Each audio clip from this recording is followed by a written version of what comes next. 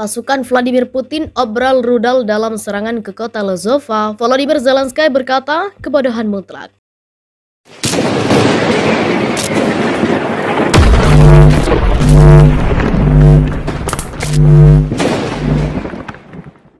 Rudal Moskow diarahkan ke segala arah tanpa target yang jelas, sehingga banyak fasilitas sipil hancur akibat ledakan. Lozova terletak kira-kira 45 mil barat daya Izium, kota yang diduduki Rusia di wilayah Kharkiv, Ukraina. Salah satu rudal secara telak mengenai rumah budaya. Tak pelak, gedung yang baru dibangun itu hancur berantakan. Fatalnya, serangan rudal Kremlin di rumah budaya menewaskan 7 warga sipil, termasuk seorang gadis berusia 11 tahun. Rekaman horor menunjukkan bangunan itu dilalap api setelah dihantam rudal, yang oleh Presiden Ukraina Volodymyr Zelensky disebut sebagai tindakan kejahatan mutlak. Rudal itu terlihat dalam video dalam milidetik saat turun ke bumi sebelum menghancurkan gedung. Dalam postingan Telegram yang disertai dengan video tersebut, Zelensky mengecam serangan tersebut. Serangan rudal Rusia ke rumah budaya yang baru direnovasi, katanya yang dikutip The Sun. Para penjajah mengidentifikasi budaya, pendidikan, dan kemanusiaan sebagai musuh mereka, dan mereka tidak menyayangkan rudal atau bom, tuturnya. Apa yang ada di benak orang-orang yang memilih target seperti itu? Kejahatan mutlak, kebodohan mutlak, ucap Zelensky. Kementerian Pertahanan Ukraina menuduh Rusia dengan sengaja meneror penduduk sipil negara itu. Sepanjang perang di Ukraina, Rusia telah melakukan serangan rudal yang telah menewaskan puluhan warga sipil. Pada bulan April, sedikitnya 50 orang tewas dan lebih dari 100 terluka setelah sebuah rudal Rusia dengan tulisan untuk anak-anak di sampingnya menghantam sebuah stasiun kereta api Ukraina.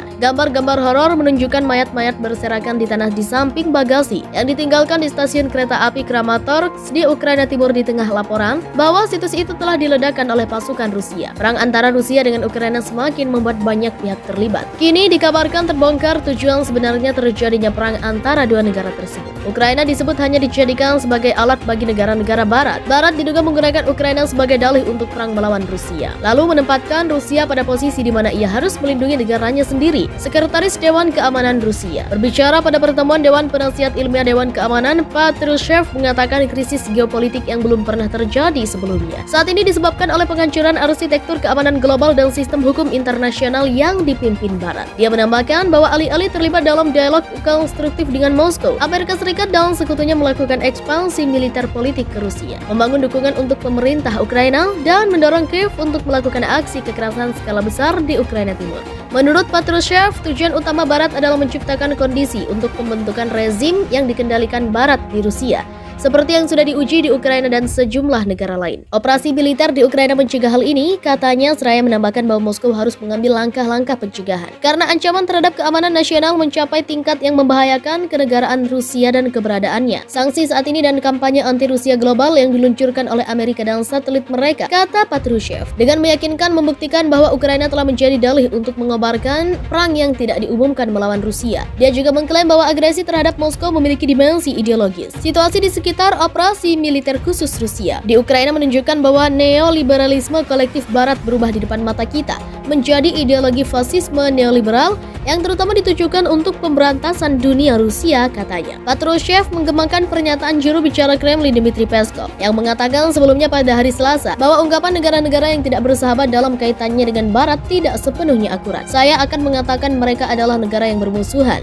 karena apa yang mereka lakukan adalah perang, katanya. Rusia menyerang negara tetangga itu pada akhir Februari menyusul kegagalan Ukraina untuk mengimplementasikan persyaratan perjanjian Minsk yang pertama kali ditandatangani pada 2014. Dan akhirnya pengakuan Moskow atas Republik Donbas di Donetsk dan Lugansk. Protokol Minsk yang ditengahi Jerman dan Prancis dirancang untuk memberikan status khusus kepada daerah-daerah yang memisahkan diri di dalam negara Ukraina. Kremlin sejak itu menuntut agar Ukraina secara resmi menyatakan dirinya sebagai negara netral yang tidak akan pernah bergabung dengan blok militer NATO yang dipimpin AS. Kiev menegaskan serangan Rusia benar-benar tidak beralasan dan membantah klaim bahwa pihaknya berencana untuk merebut kembali kedua republik dengan paksa menyusul peluncuran serangan militer Rusia ke Ukraina. AS, Uni Eropa, Inggris, Australia, Jepang, dan banyak negara lain memberlakukan sanksi besar-besaran terhadap Moskow. Dalam waktu kurang dari 3 bulan, Rusia telah menjadi negara yang paling terkena sanksi di dunia, melampaui Iran dan Korea Utara. Ihwal kebohongan Zelensky terkait menyerahnya tentara Ukraina dan milisi Azov bermula dari narasinya yang menyebut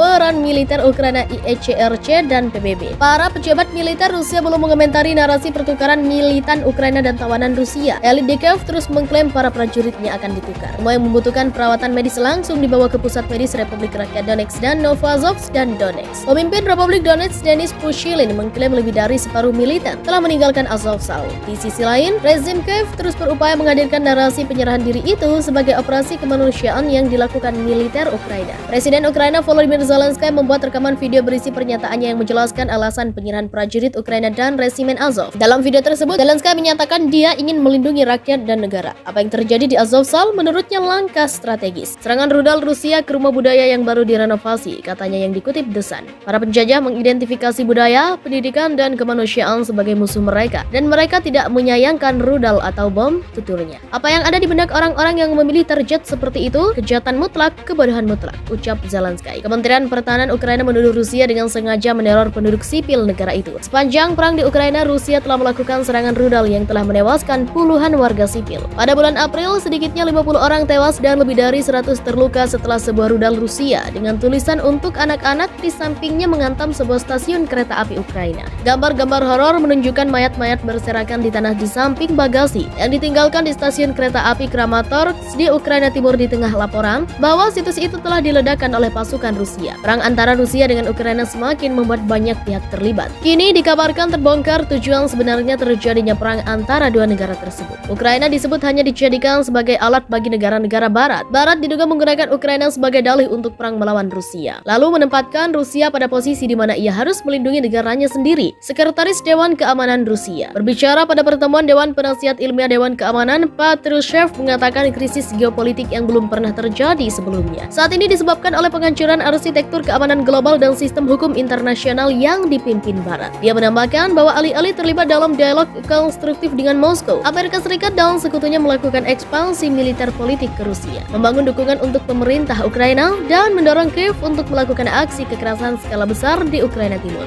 Menurut Patrushev, tujuan utama Barat adalah menciptakan kondisi untuk pembentukan rezim yang dikendalikan Barat di Rusia, seperti yang sudah diuji di Ukraina dan sejumlah negara lain. Operasi militer di Ukraina mencegah hal ini, katanya, seraya menambahkan bahwa Moskow harus mengambil langkah-langkah pencegahan karena ancaman terhadap keamanan nasional mencapai tingkat yang membahayakan kenegaraan Rusia dan keberadaannya. Sanksi saat ini dan kampanye anti-Rusia global yang diluncurkan oleh Amerika dan satelit mereka, kata Patrushev, dengan meyakinkan membuktikan bahwa Ukraina telah menjadi dalih untuk mengobarkan perang yang tidak diumumkan melawan Rusia. Dia juga mengklaim bahwa agresi terhadap Moskow memiliki dimensi ideologis. Situasi di sekitar operasi militer khusus Rusia di Ukraina menunjukkan bahwa neoliberalisme kolektif Barat berubah di depan mata kita menjadi ideologi fasisme neoliberal yang terutama ditujukan untuk pemberantasan dunia Rusia, katanya.